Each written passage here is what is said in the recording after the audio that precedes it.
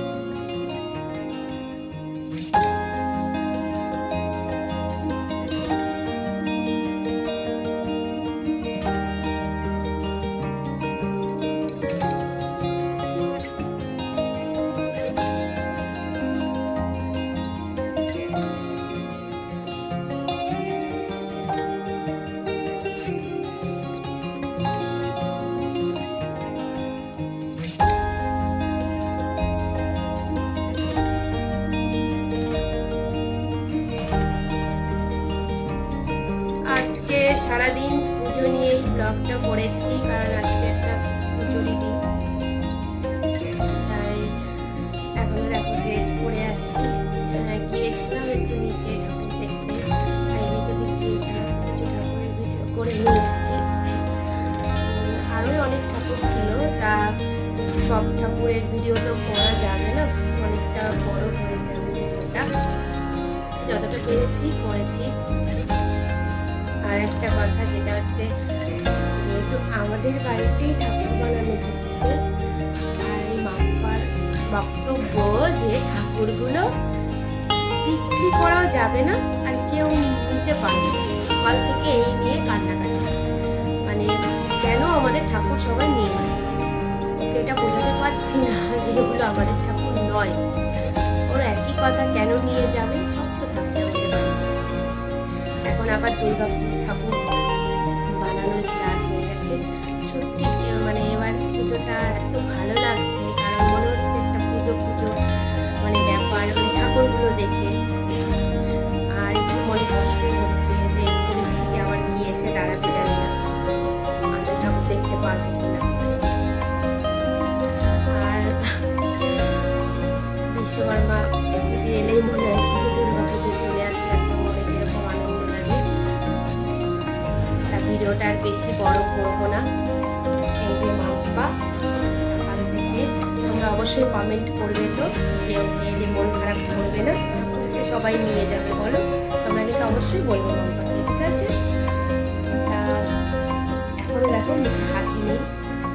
আমি ভাবছি দুর্গাপুর ঠাকুরগুলো নিয়ে গেলেও কি করবে, ও প্রতিদিন একবার করে নিচে যাবে ঠাকুর দেখতে, ভাবছে ও এখন ভাবছে।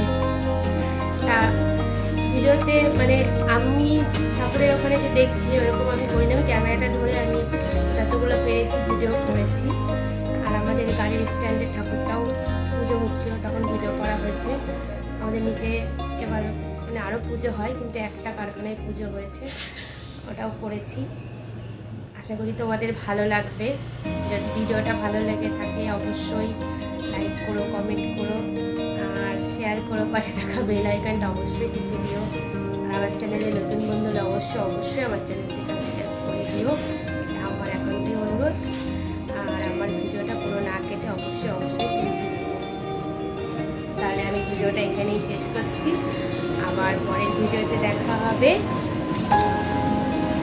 প্লেন যাচ্ছে, প্লেনের আওয়াজ হচ্ছে একটু, কারণ আমাদের বাড়ির সত্যি কথা বলতে খুবই এয়ারপোর্টের কাছে, যেহেতু প্লেনটা অনেকটা নিচু দিয়ে যায়, অনেক মাঝরাত হলে তখন মানে আরও জোরে জোরে আওয়াজ হয় প্লেনে। আমাদের অভ্যাস হয়ে গেছে, নতুন যারা আসে তাদের মনে হয় প্রচুর আওয়াজ হচ্ছে। ঠিক আছে, ভিডিওটা তাহলে এখানেই শেষ করছি, আর পরের ব্লগে আবার তোমাদের সাথে দেখা হচ্ছে। টাটা।